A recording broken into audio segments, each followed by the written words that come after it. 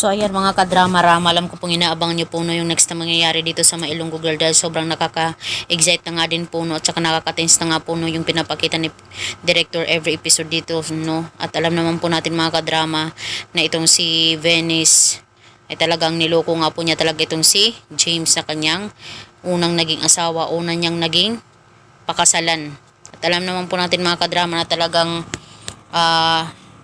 tinago nga po talaga nilang mag-ina itong si James para nga po talaga hindi magsabi ng katotohanan po dito kina Francis. Pero yun ang lubos nilang inaakala na wala nang, hindi na makakatakas itong naging asawa ni Venice.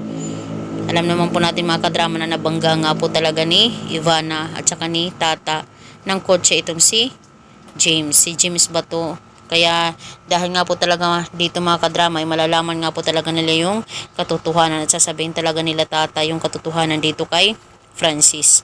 Kaya itong si Francis talagang sasabihin niya talaga itong si Venice, talagang kukonfront niya na paano mo nagawang lukuhin ako Venice, ngayon alam ko na ang totoo. Diba? Kaya dahil nga po talaga dito mga kadrama ay wala na po talagang takas itong si Venice dahil hindi po talaga valid yung kasal nila ni Francis kundi dito kay James.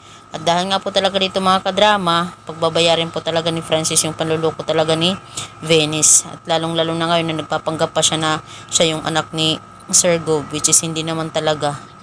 So mga kadrama, alam kong excited din po talaga kayo sa next na mangyayari no.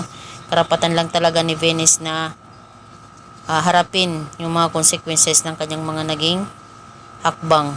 So yun lang po mga kadrama, abangan na lang po natin yung next na mangyayari. Thank you so much for watching. Bye, abangan na lang po natin. Thank you. Please subscribe and share.